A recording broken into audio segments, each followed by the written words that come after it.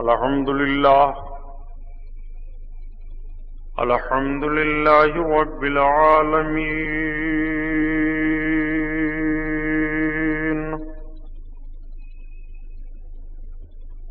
والصلاة والسلام على سيد المرسلين،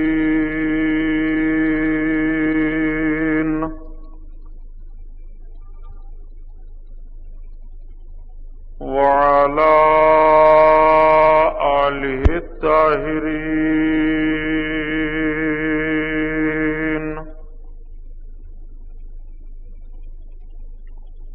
وأصحابه المطهرين،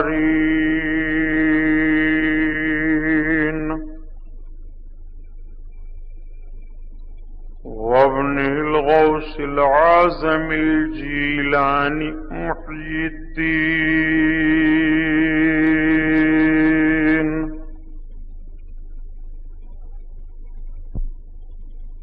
وأهل بيته أجمعين.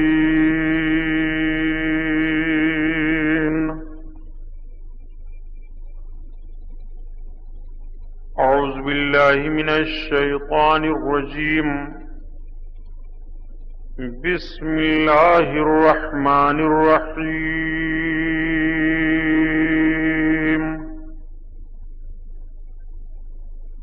قال الله تعالى في القرآن العظيم والفرقان الحميد: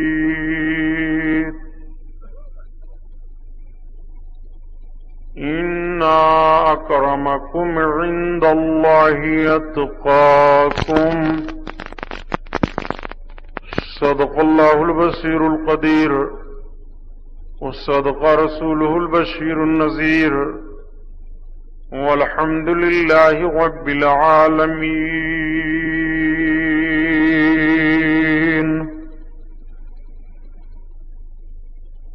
لائق صد احترام علماء اہل سنت، قابل قدر سامعین حضرات، آئیے ہم اور آپ سب سے پہلے اپنے اور ساری کائنات کے مرکز عقیدت حضور رحمت للعالمین، شفیع المذنبین، رسول گرامی وقار، محبوب پروردگار، دونوں عالم کے مالک و مختار حضور محمد الرسول اللہ صلی اللہ تعالی علیہ وسلم کے دربار پرانوار میں درود شریف کا نذرانہ پیش فرمائیں. پڑھیے بلند آواز سے: اللہم صلی علی سیدنا مولانا محمد معدن الجود والکرم، وعلی آلہ بارک وسلم. صلاۃ و سلام علیک یا رسول اللہ صلی اللہ تعالی علیہ وسلم. پورا مجمع خیر و برکت کے لیے اور درود شریف پڑھ لیجیے: اللہم صلی علی سیدنا مولانا محمد معدن الجود والکرم، وعلی آلہ بارک وسلم. صلاۃ و سلام علیک یا رسول اللہ صلی اللہ تعالی علیہ وسلم. حضرات گرامی، آج کا یہ عظیم الشان رحمت و نور میں ڈوبا ہوا روحانی جلسہ، جو حضور سرکار پیر پیرا میر میرا شاہ جیلا بڑے پیر دستگیر حضور غوث اعظم رضی اللہ تعالی عنہ کی طرف منسوب ہے، جس کا انعقاد بہرائچ شریف گھنٹہ گھر کے وسیع فیلڈ میں ہے. حضور سرکار سلطان الشہداء فی الہند غازی پاک رضی اللہ تعالی عنہ کے قرب میں.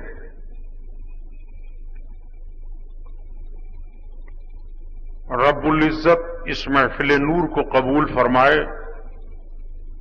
ہمارے اور آپ کے لیے ذریعہ نجات بنائے.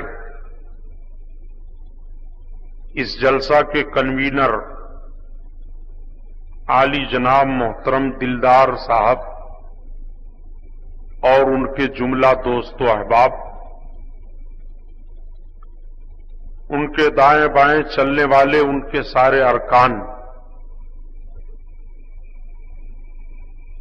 مبارکباد کے لائق ہیں کہ ایسے پرفتن ماحول میں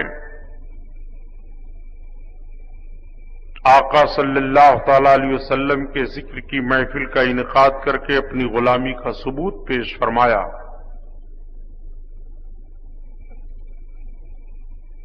جناب محترم دلدار صاحب اور ان کے تمام ساتھیوں نے علماء اہل سنت کو دعوتیں پیش کی۔ آپ نے کل کے اسی جلسہ میں علماء کے بیانات کو سنا ہوگا۔ آج بھی جب میں حاضر آیا اسٹیج پر تو محب گرامی جماعت اہل سنت کے موقر عالم دین حضرت علامہ مفتی غلام محی الدین صاحب قبلہ مدہ ذلہ العلی دارالعلوم اہل سنت بدر العلوم کا مبارک بیان ہو رہا تھا، ایمان افروز باطل سوز بیان، صلاۃ و سلام کے عنوان پر آپ بڑے شرح و بست کے ساتھ اپنے نورانی بیان سے ہم کو اور آپ کو محظوظ فرما رہے تھے۔ اسٹیج پر تشریف فرما یہ علماء، حفاظ، قراء، عزیز طلبہ اور خصوصاً سند المدرسین، استاذ الاساتذہ حضرت علامہ مفتی عبدالوحید صاحب قبلہ، فاضل گرامی مرتبت حضرت علامہ محمد مصعب خان صاحب قبلہ اور فدائے سنیت درگاہ محلہ کے خادم اعلی حضرت محترم سید حاجی اکبر علی صاحب، رب تعالیٰ ان حضرات کے علم و عمل سے ہمیں اور آپ کو مستفیض فرمائے۔ میں آپ حضرات کا بہت تھوڑا سا وقت لوں گا، گھبرائیے نہیں۔ ہمارے محترم دلدار صاحب واقعی اس جوان کا نام جس طرح دلدار ہے، یہ دلدار ہیں۔ اسٹیج پر مجھے یہ باتیں تو نہیں کہنی چاہیے کہ نفس موٹا ہو جائے گا، لیکن بہرائچ شریف کے نوجوانوں کو میں یہ ذہن و فکر دیتا ہوں کہ دلدار صاحب کی طرح چند نوجوان اور دلدار صاحب کے ساتھی بن جائیں تو انشاءاللہ تعالی بہرائچ شریف کی سرزمین پر اہل سنت و جماعت کا کام بہت عظیم ڈھنگ سے ہوگا۔ علماء اہل سنت کی دعائیں ان لوگوں کے ساتھ ہوں گی۔ سرکار غازی پاک رضی اللہ تعالیٰ عنہ کے فیض و کرم کو یہ دارین میں پائیں گے الحمدللہ۔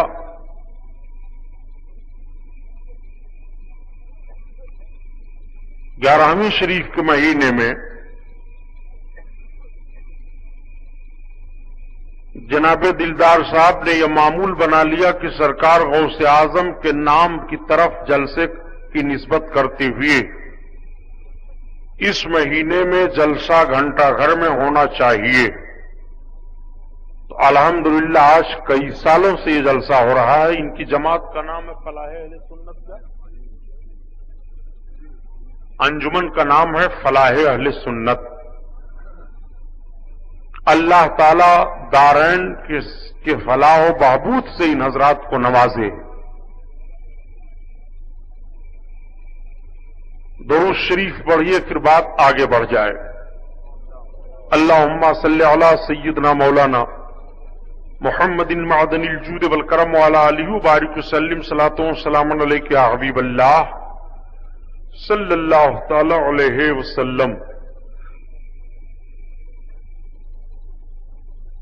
نگاہ مرد مومن سے بدل جاتی ہیں تقدیریں، جو ہو ذوق ایما پیدا تو کٹ جاتی ہیں زنجیریں۔ न पूछ इन खिरका पोशों की इरादत हो तो देख इनको, यदे बैजा लिए बैठे हैं अपनी आस्तीनों में। आईने जवां मर्दा हक गोई वो बेबाकी, अल्लाह के शेरों को आती नहीं रोबाही। हजरात, हम और आप सरकार हुजूर सैयदना गाजी पाक रदी अल्लाह ताला अन्हु के कुर्ब में हैं।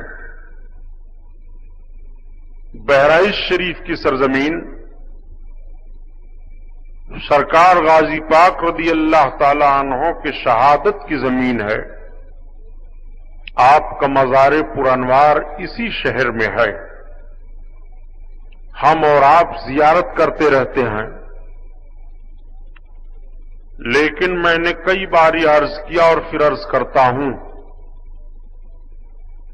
कि सरकार गाजी पाक रदी अल्लाह ताला अन्हु की शहादत का पसे मंजर आप देखें और गौर फिक्र से काम लें, हालात का जायजा लें। तारीखी झरोखे में झांक करके आप तारीख की हकीकत पर नजर जमा करके गौर फिक्र करें तो आज आपके कानों में ये सदा बहरहाल आएगी कि फितरतें आजाद हों और कुदरतें फिर साथ हों। बात बस इतनी सी है, मुस्लिम बन जाए कोई। सरकार गाजी पाक रदी अल्लाह ताला अन्हु की शहादत की तारीख 14 रजब है। हिजरी 424 में 14 रजब को इतवार के रोज जोहर और असर के बीच में सरकार सैयदना गाजी पाक की शहादत का मामला पेश आया। सवाल पैदा होता है कि सरकार गाजी पाक रदी अल्लाह ताला अन्हु की शहादत बहराइच शरीफ में क्यों हुई। हिजरी 424 बज़ाहिर आकाए करीम सल्लल्लाहु अलैहि वसल्लम के जमाने रिसालत से बहुत करीब है। हिजरी तारीख कहते हैं आकाए करीम सल्लल्लाहु तआला अलैहि वसल्लम जब मक्का शरीफ से हिजरत फरमा करके मदीना तैयबा तशरीफ ले गए, हजरत उमर फारूक आजम रदी अल्लाह ताला अन्हु ने सन हिजरी का तायुन फरमाया तो उसी तारीख से हिजरी की तारीख का तायुन हुआ। अब आपसे अगर कोई सवाल कर दे कि नबी कौनैन सल्लल्लाहु अलैहि वसल्लम को मक्का शरीफ से हिजरत करके मदीना तैयबा आए हुए कितना साल गुजरा, तो बड़ी आसानी से आप इस सवाल का जवाब दे देंगे कि 424 में तो गाजी पाक की यहां शहादत होती है। मेरे आका सल्लल्लाहु तआला अलैहि वसल्लम को मक्का शरीफ से हिजरत करके मदीना तैयबा आए हुए 1424 हिजरी हो गए।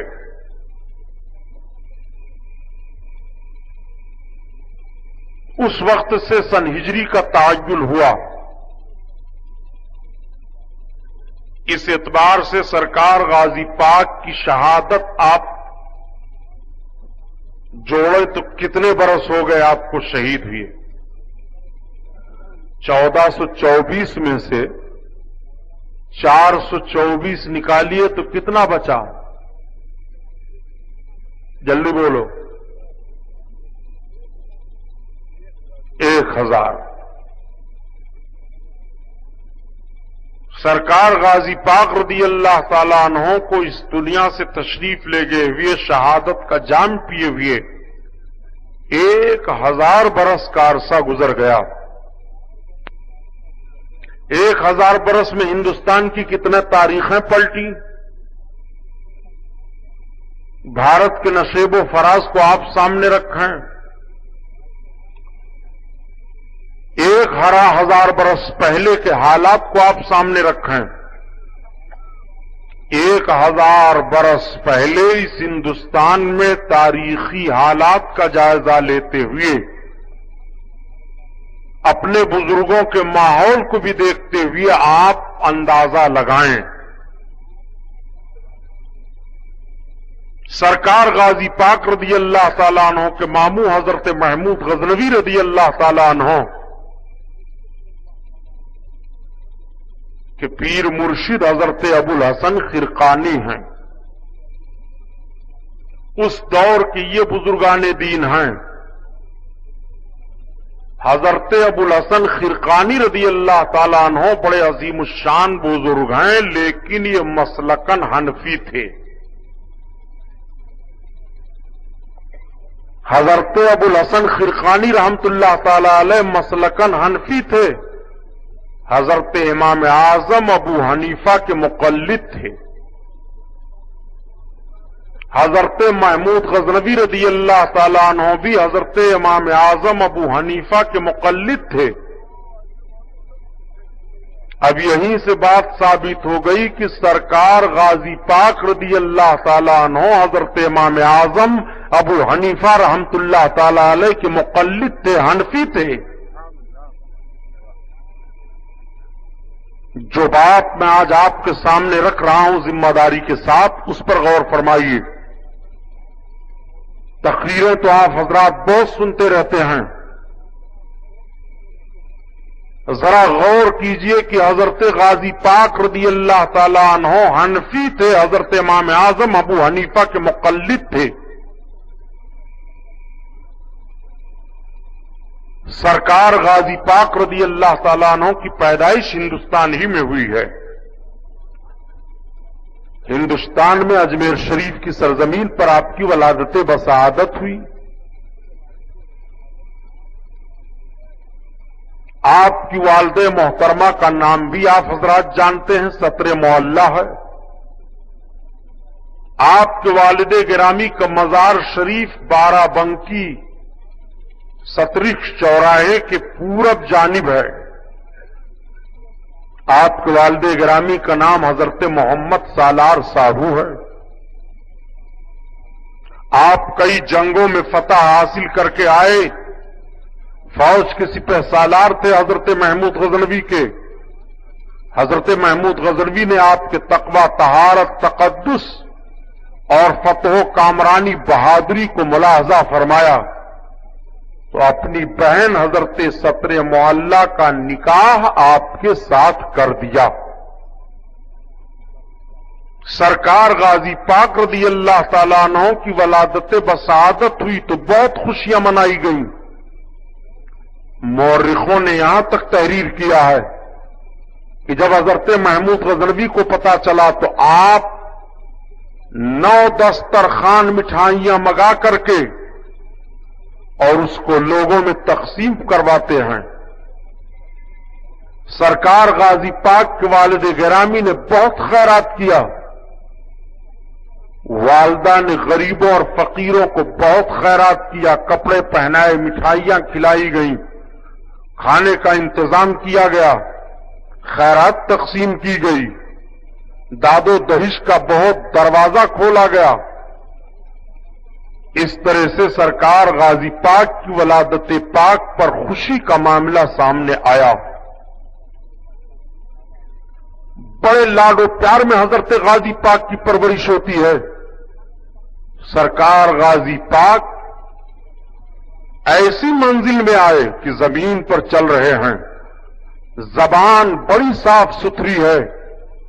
اتالیق مقرر کر دیے جاتے ہیں، اساتذہ متعین کر دیے گئے تاکہ علم دین آپ کو دیا جائے. 7 برس کی عمر شریف ہوتے ہوتے سرکار غازی پاک علم دین بھی حاصل کر لیتے ہیں اور اس کے ساتھ ساتھ فن سپاہگری آپ حاصل کرنا شروع کر دیتے ہیں. فن سپاہگری میں جیسے گھوڑے پر تیز رفتار میں گھوڑا ہو، دوڑ کر کے چڑھنا، گھوڑے پر چڑھ کر کے دشمن کے مقابلے میں تلوار کیسے چلائی جاتی ہے یہ ہنر، تیر کیسے مارا جاتا ہے یہ ہنر، ہاتھ میں ڈھال لے کر کے دشمن کے تیر کو کیسے روکا جاتا ہے یہ ہنر، دشمن سامنے آ رہا اس کے سامنے مقابلہ کرنے کا طریقہ کون سا ہونا چاہیے یہ ہنر، یہ ساری باتیں سرکار غازی پاک کی عمر شریف جب 12 برس کی ہوتی ہے تو آپ مہارت حاصل کر لیتے ہیں۔ سرکار غازی پاک رضی اللہ تعالیٰ عنہ کو فوج کی کمانڈری دے دی گئی۔ سرکار غازی پاک فوج کے کمانڈر ہو گئے۔ کئی معاملوں میں آپ نے مرحلے کو سر کیا، فتح و کامرانی سے ہمکنار ہوئے، ماموں نے پیشانی کا بوسہ لے لیا، لیکن ہر دور میں ہنرمندوں اور اچھوں کے حاسد رہے ہیں۔ ہر دور میں باکمال لوگوں کے ساتھ حسد کا معاملہ پیش آیا ہے، اور ہر باکمال با ہنر کے پیچھے دشمنوں کی الغار ہو جاتی ہے۔ سرکار غازی پاک رضی اللہ تعالیٰ عنہ کو اس معاملے سے دوچار ہونا پڑا۔ دنیا کا کوئی ایسا فرد آپ لے لیں جس کے اندر کوئی ہنر ہو اس کے مخالف نہ ہو، جس کے اندر کوئی کامیابی ہو اس کے مخالف نہ ہو، جس کے اندر کوئی جوہر پایا جاتا ہو اس کے مخالف نہ ہو۔ اگر مخالف نہیں ہے تو اس کا مطلب اس کے اندر کوئی جوہر نہیں ہے۔ مخالفت کا پایا جانا اس بات کی دلیل ہے کہ اس کے اندر ضرور کوئی جوہر ہے، اور جن چیزوں پر اختلاف کیا جائے اس کا جائزہ لیا جائے۔ اگر کسی کے علم سے اختلاف کیا جاتا ہے تو پتا چلا کہ جس سے اختلاف کیا جا رہا ہے ضرور اس کے پاس علم ہے۔ کس کی دولت سے اختلاف ہو رہا ہے تو ضرور اس کے پاس دولت ہے۔ کسی کی طاقت سے اختلاف ہو رہا ہے تو ضرور اس کے پاس طاقت ہے۔ کسی کی سیاست سے اختلاف ہو رہا ہے تو ضرور اس کے پاس سیاست کا مادہ پایا جا رہا ہے۔ کسی کے اقتدار سے حسد کیا جا رہا ہے تو ضرور اقتدار کا جوہر اس کے اندر پایا جا رہا ہے۔ بہرحال جن چیزوں سے اختلاف کیا جائے پتہ یہ چلا کہ جس سے اختلاف کیا جا رہا ہے اس کے اندر یہ چیزیں چاہے کم پائی جائیں چاہے زیادہ پائی جائیں پائی جا رہی ہیں، اور جس کے اندر کوئی جوہر نہ ہو اس کا اختلاف کون کرے گا؟ سرکار غازی پاک رضی اللہ تعالیٰ عنہ سے بھی مخالف تھے لوگ۔ کیوں مخالف تھے؟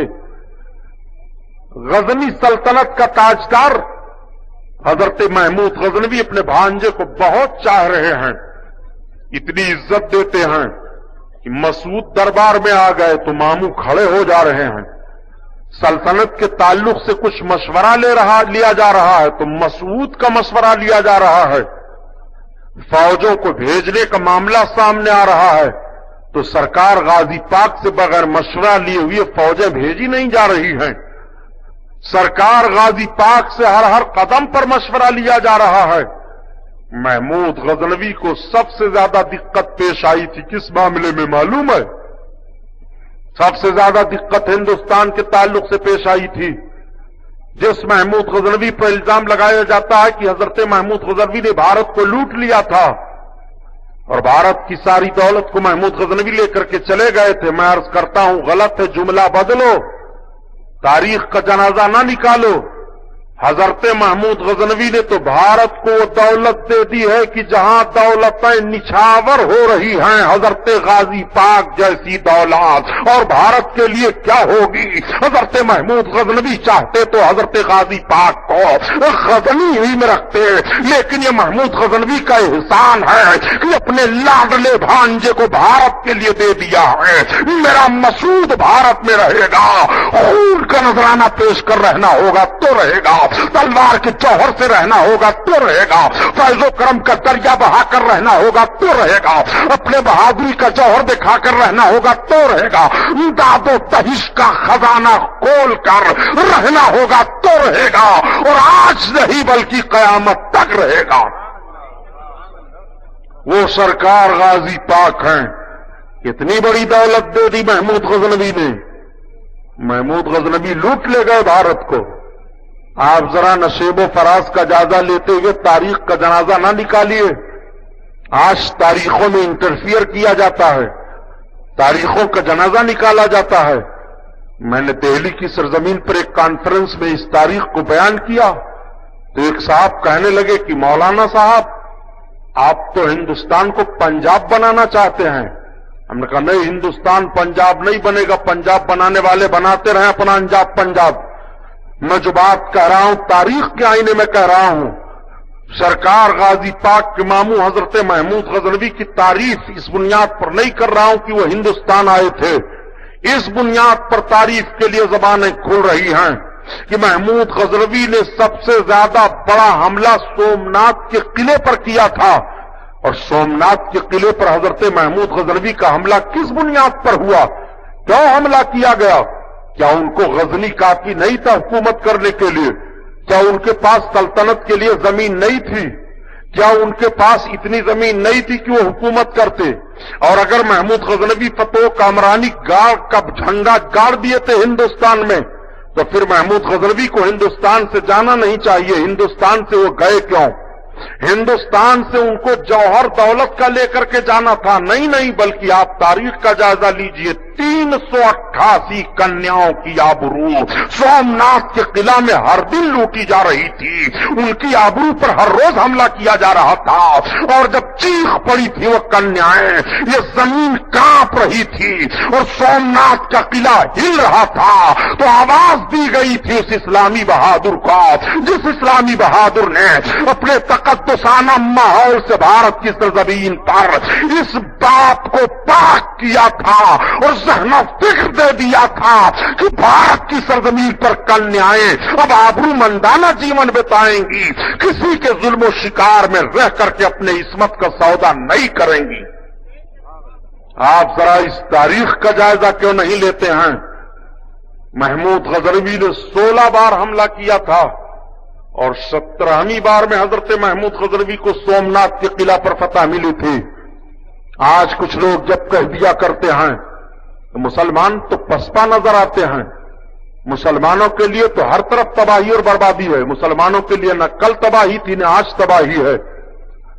آپ کہیں گے سبحانی صاحب، ابھی ماضی قریب میں بغداد کی سرزمین پر امریکہ کا ظلم ہوا، آج بھی امریکہ کی فوجیں اپنے ظلم و بربریت کی بنیاد پر بغداد کی سرزمین پر گھوم رہی ہیں، بغداد کے بچے چیخ رہے ہیں، بغداد کی جنتا مظاہرہ کرتے ہوئے سڑکوں پر نکل آتی ہے، بغداد میں آج بھی مسجدوں کی پامالیاں کی جا رہی ہیں، مزارات کے مجاوروں کو آج بھی قتل کیا جا رہا ہے، اور آپ کہہ رہے ہیں کہ مسلمان پسپا نہیں ہے۔ جی نہیں، نہ مسلمان کل پسپا تھے نہ آج پسپا ہے، نہ مسلمان کل تباہ تھے نہ آج تباہ ہیں۔ بغداد کی ایک تاریخ سامنے رکھ رہے ہو، بغداد کی کئی تاریخیں ہمارے سامنے ہیں، اور بغداد ہی نہیں بلکہ عالم اسلام کا جائزہ لیا جائے تو عالم اسلام کی تاریخیں ہمارے سامنے رہی ہیں۔ ہم جب اپنی تاریخ کا جائزہ لیتے ہیں تو ہمیں پتا چلتا ہے کہ ہم جب جب کٹے ہیں تب بڑھے ہیں، ہم جب جب جلے ہیں تب ہمیں زندگی ملی ہے، ہم جب جب برباد ہوئے ہیں تب آبادی ملی ہے۔ وہی بغداد کی سرزمین ہے جس بغداد کو ہلاکو نے تباہ کیا تھا، جس بغداد کو اور لوگوں نے تباہ کیا تھا، لیکن دنیا دیکھ رہی ہے کہ وہی بغداد کل بھی آباد تھا اور وہی بغداد آج بھی آباد ہے، اور وہ بغداد قیامت تک آباد رہے گا۔ اور سنو، ایک بار دو بار کی بنیاد پر مسلمان اپنے آپ کو اگر محسوس کر لے ہم تباہ ہو گئے، محمود غزنوی کو 16 بار شکست ہو گئی تھی، کیا 16 بار کی شکست میں وہ بددل ہو گئے تھے کہ ہم حق پر نہیں ہیں؟ کیا وہ بددل ہوئے تھے، مایوس ہوئے تھے کہ اللہ ہمارے ساتھ نہیں ہے؟ کیا محمود غزنوی کے ذہن و فکر میں یہ بات آئی تھی کلمہ پڑھنے والے ہم ہیں، معبودان باطل کے خلاف تلواریں چلانے والے ہم ہیں، لیکن رب کی نصرت ہمیں حاصل نہیں ہے؟ کیا ان کے ذہن و فکر میں بات آئی تھی؟ نہیں۔ محمود غزنوی کا یہ ایمان و عقیدہ تھا، آج نہیں تو کل ضرور ہمیں فتح و کامرانی ملے گی، اور رب تعالیٰ اپنے حق بندوں کو کبھی بھی مایوس نہیں کرے گا اور باطل کے سامنے رسوا نہیں کرے گا۔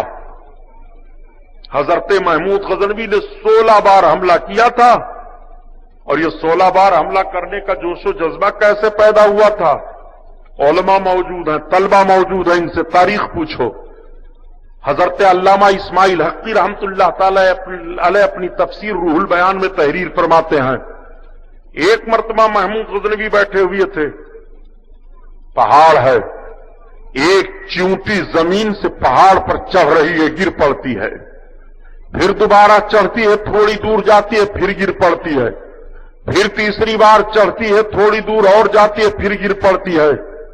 اس طرح وہ 16 بار گر پڑی اور 17ویں بار وہ لرزہ کھا کر کے گر جاتی ہے چیونٹی، مگر ہمت نہیں ہارتی ہے، تھوڑا تھوڑا وہ راستہ طے کرتی ہے، پھر اپنے مقصد کو حاصل کر لیتی ہے۔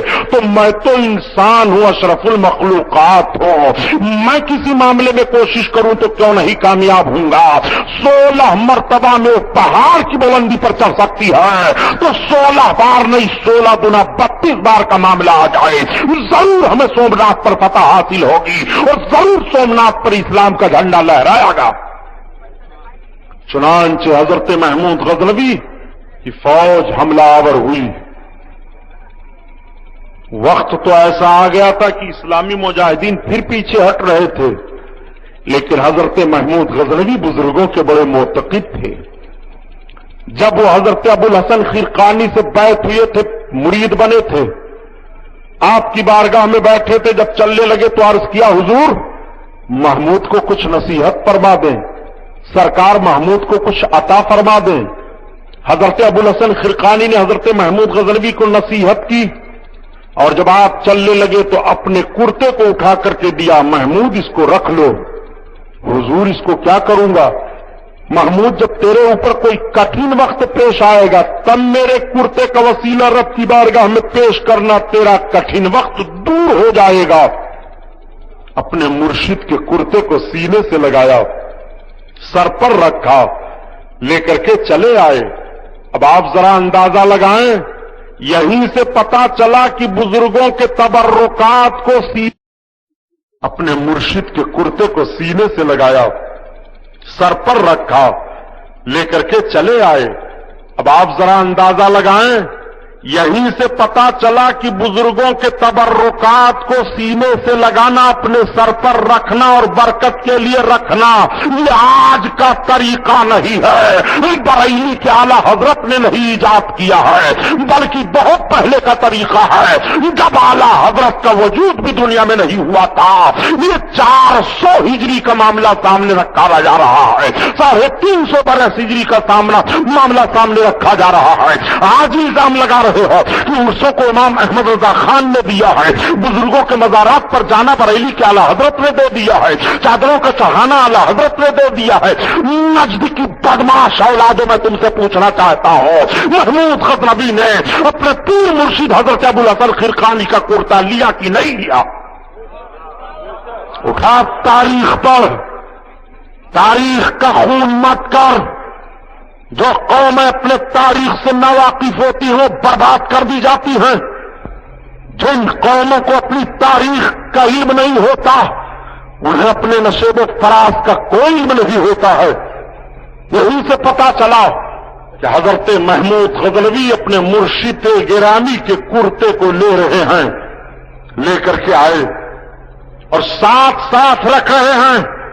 جب سومناتھ کے قلعے پر فوج کا معاملہ پیش آیا، فوج پیچھے ہٹنے لگی، مجاہدین کے قدم میں پھر لغزش آ گئی، ان کی ہمت پست ہو گئی۔ محمود غزنوی نے وضو کیا، 2 رکعت نماز ادا کی، نماز ادا کرنے کے بعد اپنے ہاتھ میں وہ اپنے مرشد کا کرتا لیا، آنکھیں بھیگ گئیں۔ پروردگار یہ تیرے مقبول بندے حضرت ابو الحسن خرقانی کا کرتا ہے، پروردگار اگر یہ چند تیرے بندے آج سومناتھ کے قلعہ پر اسلامی جھنڈا نہ لہرا سکے، میرے مولا بھارت کی سرزمین پر کفر بلند رہے گا، کفر کھلکھلا کر ہنستا رہے گا۔ پروردگار میری نیت تو جانتا ہے، مولا مجھے فتح عطا فرما دے۔ دعاؤں کے جملے زبان سے ادا ہو رہے ہیں، آنکھیں بھیگی ہوئی ہیں، آندھی آتی ہے، اندھیرا چھا جاتا ہے، دشمن کے فوج کے نوجوانوں کے قدم اکھڑ جاتے ہیں، اسلامی مجاہدین سومناتھ کے قلعہ پر چڑھ جاتے ہیں، اسلامی جھنڈا لہرایا جاتا ہے، ایک مجاہد پیچھے سے آ کر کہتا ہے اے سپہ سالار اعظم اب دعا سے اپنے ہاتھ کو چہرے پر پھیرو، وہ دیکھو مجاہدین کا دستہ قلعہ پر جا رہا ہے، وہ دیکھو اسلامی جھنڈا لہرایا جا رہا ہے۔ محمود غزنوی سجدے شکر میں گر جاتے ہیں اور رو رو کر کے اپنے رب کی بارگاہ میں سجدہ کر کے اپنے رب کی تعریف کر رہے ہیں اور اپنے رب کی بارگاہ میں دعا مانگ رہے ہیں۔ حضرت محمود غزنوی کی فوج کامیاب ہو گئی، جھنڈا لہرایا جا چکا، سارے معاملات سامنے آئے، پکڑا گیا، قلعہ میں رہنے والوں کی گرفتاری ہوئی، کچھ بھاگے، کچھ مارے گئے، کچھ کو چھوڑا گیا۔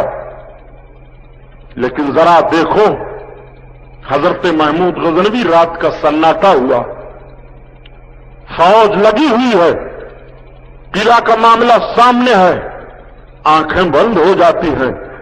مرشد گرامی کی خواب میں زیارت ہو گئی، مرشد گرامی کو سلام عرض کیا۔ حضرت ابو الحسن خرقانی فرماتے محمود تو نے تو میرے کرتے کی آبرو لوٹ لی، چونک پڑے، میرے آقا آپ کے لباس سے تو رب تعالیٰ نے مجھے فتح عطا فرما دیا، سومناتھ کا قلعہ میں نے فتح کر لیا۔ آپ فرماتے محمود اگر تو دعا مانگ لیتا کہ سومناتھ کے سارے مشرکین اسلام قبول کر لیں تو رب تعالیٰ میرے کرتے کے وسیلے سے ان سب کو اسلام کی دولت عطا فرما دیتا۔ آپ ذرا غور فرمائیں بزرگوں کے تبرکات میں کتنی برکتیں ہیں۔ بہرحال قلعہ کا معاملے سامنے آیا، جب سومناتھ کا قلعہ فتح ہوا تو آپ کو معلوم ہے جس بہرائچ کی سرزمین پر آج کفر کھلکھلا کر کے ہنس رہا ہے، سرکار غازی پاک رضی اللہ تعالیٰ عنہ بھی سومناتھ کی فتح میں شریک تھے۔ سرکار غازی پاک رضی اللہ تعالیٰ عنہ برابر کے شریک تھے، بلکہ فوج کے ایک حصہ کی کمانڈری کر رہے تھے۔ اور مورخین جب تحقیق کر کے بتاتے ہیں تو یہ بتاتے ہیں کہ داہنی جانب سے سومناتھ کے قلعہ پر فوج کا جو دستہ وہ داخل ہوا تھا، اس کی قیادت حضرت سیدنا محمود غزنوی کے بھانجے حضرت مسعود غازی کر رہے تھے اور یہ قلعہ کے اوپر چڑھ رہے تھے۔ انہوں نے داہنی طرف سے سومناتھ کے قلعے پر حملہ کیا تھا۔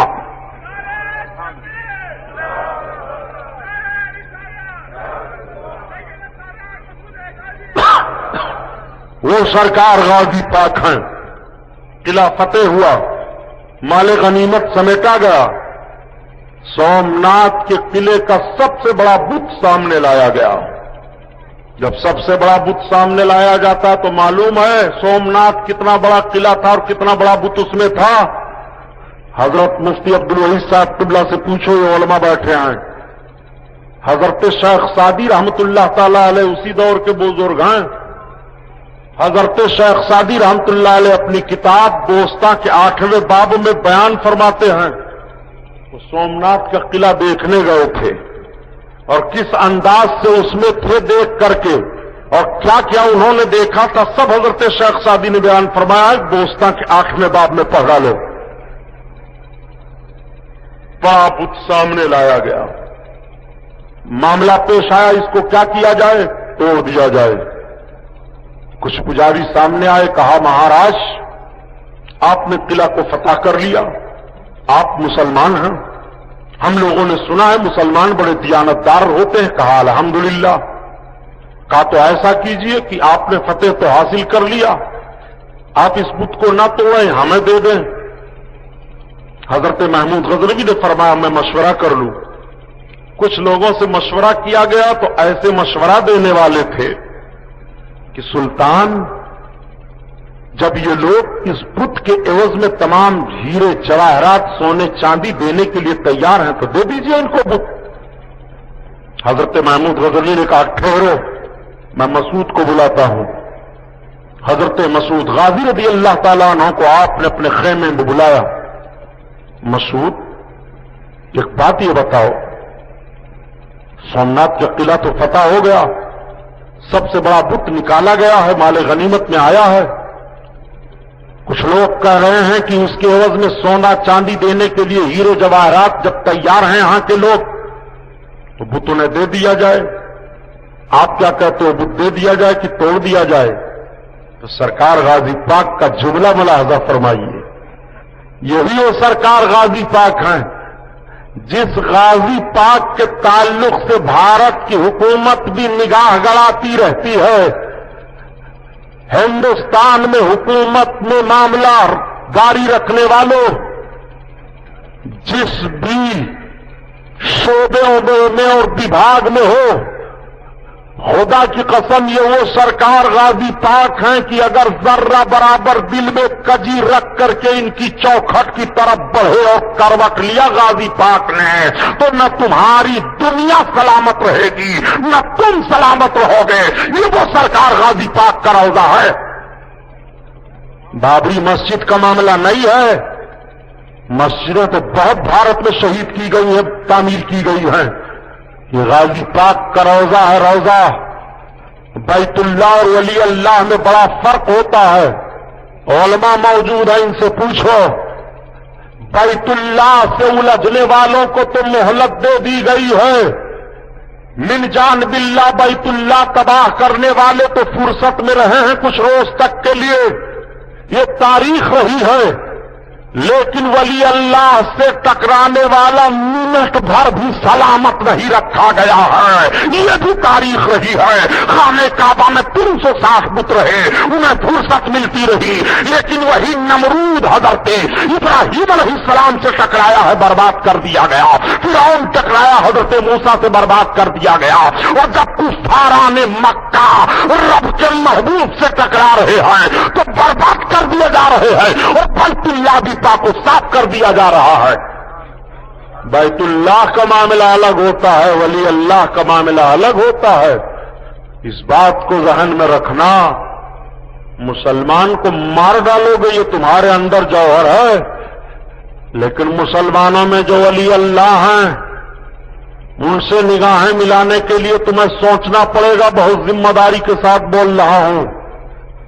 تاریخ کا یہ ورق اس لیے سامنے رکھ رہا ہوں کہ آئے دن اخباروں میں بہرائچ غازی پاک کے تعلق سے باتیں پڑھنے کو ملتی ہیں. اس ہندو پریشد, بجرنگ دل, RSS کے گندا ذہن فکر رکھنے والے لوگ جو ملک میں صرف فرقہ وارانہ فساد کا ماحول برپا کرنا چاہتے ہیں. حکومت ہند بھی غور و فکر سے یہ طے کر چکی ہے کہ یہ سب فرقہ وارانہ ماحول پیدا کرنے والی جماعتیں ہیں. یہ جماعتیں جو رشن اور منیوں کے خلاف بولا کرتی ہیں, اللہ کے مقدس ولیوں کے خلاف بولا کرتی ہیں. جب یہ ولی اللہ کے وہی خواہ نہیں ہو رہے ہیں, ان کے معتقد نہیں ہو رہے ہیں, تو ہندوستان کے یہ فلاح و بہبود کے لیے کبھی بھی اپنے قدم کو آگے نہیں بڑھا سکتے ہیں. سنو, یہ دینی جلسہ ہے. تاریخ کا جھروکھا اس لیے آپ کے سامنے کر رہا ہوں کہ جھانک کر کے دیکھو. حضرت محمود غزنوی نے کتنا اچھا جملہ ارشاد فرمایا. بیٹا مسعود, میں تم سے رائے لے رہا ہوں. مامو جان کے سامنے آپ عرض کرتے, مامو جان آپ کو اختیار ہے,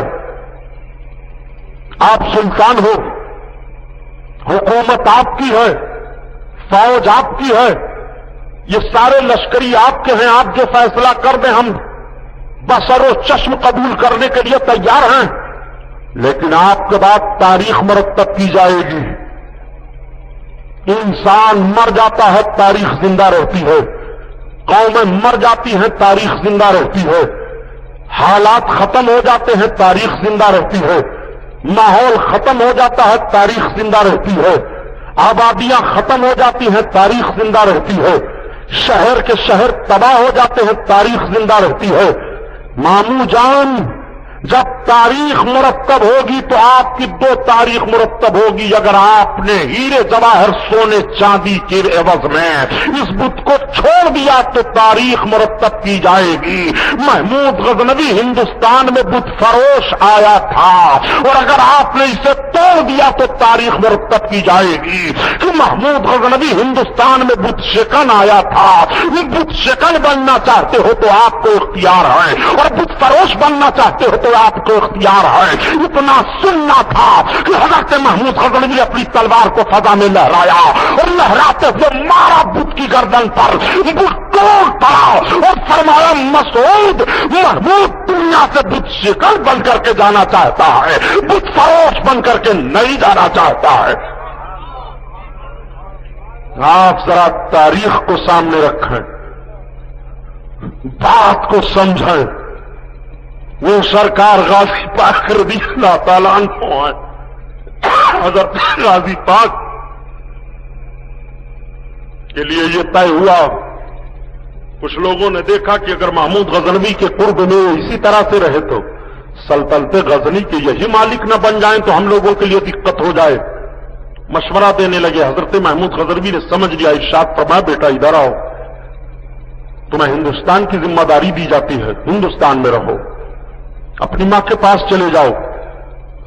سرکار غازی پاک رضی اللہ تعالیٰ انہوں نے منظور فرما لیا. سمجھ گئے آپ کہ مامو جان حاسدوں کی بنیاد پر اس طرح سے مجھے اچھا مشورہ دے رہے ہیں. فوجیں دی گئیں, فوج کا دستہ دیا گیا. سرکار غازی پاک دلی ہوتے ہوئے آ رہے ہیں. دلی کو آپ نے فتح کر لیا. چند جھڑپیں ہی وہاں کے راجاؤں سے دلی آپ کے قبضہ و اختیار میں ہے. لوگوں نے عرض کیا حضور آپ یہیں رہیں, آپ نے فرمایا نہیں میری منزل اور ہے. قنوج ہوتے ہوئے سرکار غازی پاک بڑھ رہے ہیں آگے. راستے میں کئی مارکے سامنے آئے. لوگ جب کہتے ہیں کہ محمود غزنوی بھارت کو لوٹ لے گئے, محمود غزنوی کے بھانجے حضرت مسعود غازی کو دیکھو. قنوج سے چلتے ہوئے جب آپ راستے میں پاؤ ڈالتے ہیں, لشکریوں نے کہا حضور ہمارے پاس کھانے پینے کا سامان کچھ گھٹ رہا ہے. آپ نے فرمایا سامنے آبادی ہے, آبادی سے اگر ایک نمک کا کنکڑ بھی لانا تو اس کی قیمت دے کر کے لانا.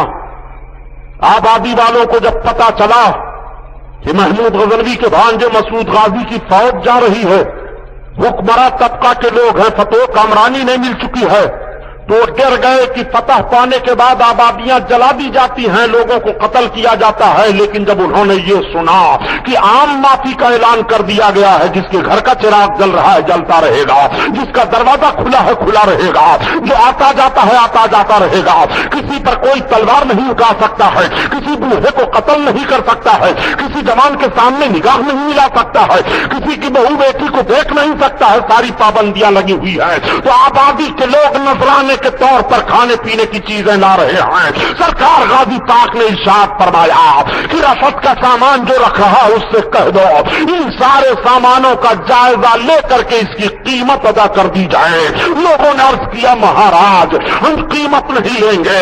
حضرت غازی پاک نے فرمایا ہم بغیر قیمت کے تمہارے کھانے پینے کی چیز نہیں لیں گے. جس نے بغیر قیمت کے کھانے پینے کی چیز نہ لی ہو, یہ الزام لگاتے ہو کہ بھارت کو لوٹ لیا انہوں نے. بھارت کو لوٹا ہوتا تو بھارت کے سونا کی چڑیا بن کر کے تمہیں نہ ملتا. بھارت کو لوٹا ہوتا تو آج تم بھارت میں اتنے آزادی کے ساتھ نہ رہتے. بھارت کو سونے کا چڑیا انہی بزرگوں نے بنایا ہے. بھارت کے ماتھے کے سیدر کو انہی بزرگوں نے سنبھالا ہے. بھارت کی آبرو کو اپنے خون کو دے کر کے انہی بزرگوں نے بچایا ہے. ہماری داستان تک بھی نہ ہوگی داستانوں میں. ہم بڑے مجرم دکھائی دے رہے ہیں, ہم وطن کے وفادار نہیں ہیں. آپ ذرا غور فرمائیے حق میں ہم نے کتنی وفاداری پیش کی ہے. سرکار غازی پاک رضی اللہ تعالیٰ عنہ بہرائچ شریف کی سرزمین پر تشریف فرما ہو گئے. سرکار غازی پاک نے اپنے زندگی کا تقدس کیسا پیش کیا ذرا اندازہ لگائیں. سرکار غازی پاک پر جب راجاؤں کی رانیاں کی نگاہیں پڑتی ہیں اور ان لوگوں نے دیکھنا چاہا کہ دیکھا جائے, سنا گیا ہے کہ اسلامی لشکر کا سپہ سالار صرف ابھی 14-15 سال کا لگ رہا ہے اور ایسا بچہ ہو کر کے اسلامی فوج کی قیادت کر رہا ہے. جب رات کے سناٹے میں جائزہ لیا جاتا ہے تو دیکھنے کے بعد دنیا کہہ رہی ہے, رات کی تاریکی میں دیکھا جائے تو یہ جوان بہت باعابد دکھائی دے رہا ہے اور دن کے اجالے میں دیکھا جائے تو بہت بڑا مجاہد دکھائی دے رہا ہے. جب میدان جنگ में गाजी पाक होते हैं तो हाथ में तलवार होती है, और जब खैमे के अंदर होते हैं तो हाथ में कुरान होता है, मैदान जंग में होते हैं तो हाथ में तलवार होती है, और जब रात का सन्नाटा होता है तो जवान का सर सजदा में होता है और आवाज आ रही है कि सूरत में नसारा तो तमद्दुन में हुनूद, और ये मुसलमान हैं जिन्हें देख के शर्माए यहूद, यूं तो सैयद भी हो, मीर्जा भी हो, अफगान भी हो, तुम सभी कुछ हो, बताओ मुसलमान भी हो। वो सरकार गाजी पाक है, दिन के उजाले में मैदान में देखो तो मुजाहिदे आजम हैं, रात के सन्नाटे में देखो तो आबिदे आजम हैं। सरकार गाजी पाक को कहां कहां देखोगे, सजदा है तो बेमिसाल है, कुरान की तिलावत है तो बेमिसाल है, तकवा और तहारत है तो बेमिसाल है। इस्लाम के खातिर मैदान कारजार में जब आंखों से आंसू बह रहे हैं तो आंसू का बहना बेमिसाल है, इसीलिए आंसू बहाया था, इसीलिए अपने खून की कुर्बानी पेश की थी, इसीलिए बहराइच की सरजमीन पर मैदान में लोहे की कीलों पर चल करके अपने जिस्म को जमीन पर रखा था कि आज कुफ्र मुस्कुराए, आज गुनाह मुस्कुराए, आज गुनाह के माहौल में गाजी पाक की आबरू लूटी जाए। मैं आपसे कहता हूं, सिर्फ इतना ही आपको मिला था कि मुस्तफा जाने रहमत पे लाखों सलाम पढ़ना अल्लाह ताला ने कुरान में फरमाया है, क्या वही पढ़ा जाए? इसी एतराज को करने के लिए आपका ज़हन फिक्र था। काश आप सहारा अखबार में दे देते कि बुजुर्गाने दीन की कब्रों की पामाली न की जाए। गाजी पाक के तमाम शहीद साथियों की कब्रें हैं, उन शहीद साथियों की कब्रों पर रक्शो शुरूद की महफिल न मुनाखिद की जाए, सर्कस और नाच की महफिलें न लगाई जाएं। आपकी जबान इसमें क्यों नहीं खुलती है? आप इसके लिए क्यों नहीं लखनऊ असेंबली या दिल्ली पार्लियामेंट में एहतजाज करते हैं? आप इसके लिए क्यों नहीं बोलते हैं? आप जो काम नाजायज है उसके लिए क्यों नहीं बोलते हो? सलाम पर चीख क्यों रहे हो? अरे मुस्तफा जाने रहमत लाखों सलाम। अरे नादान, आला हजरत का सलाम न पढ़ तुझे कोई पढ़ना है, किसी का भी सलाम पढ़ता रहा। सलाम दरूद के बहुत सारे सेगे हैं, उन सेगों को पढ़ता रहा। कोई जरूरी नहीं है कि मुस्तफा जाने रहमत लाखों सलाम ही पढ़ा। सरकार गाजी पाक रज़ी अल्लाह ताला अन्हु कि शहादत का मामला पेश आया, मुर्रखीन का तबका इस जानिब जाता है कि करीब 600 बरस 6 बरस तक सरकार गाजी पाक ने जंग की है। 6 बरस जंग का सामना आपका रहा। 12 बरस की मुद्दत में फौज की सिपह सालारी मिलती है, 6 बरस जंग की मुद्दत है। 12-6 जल्दी बोलो। 18 बरस से उम्र आपकी थोड़ी सी आगे बढ़ी थी। उलमा से पूछिए तो शहादत का मामला सामने पेश आया। 18 बरस के सरकार गाजी पाक हैं, फौज हाथ में है, सारा मामला है, धोखा दिया। ये पेशकश है रजा एंटरप्राइजेस की। हमारा पता है रजा एंटरप्राइजेस, दुकान नंबर 3, छोटा सोनापुर, नज़द अकबर पीर भाई कॉलेज, मौलाना Shaukat Ali road, Mumbai number 8। Telephone number 23091629।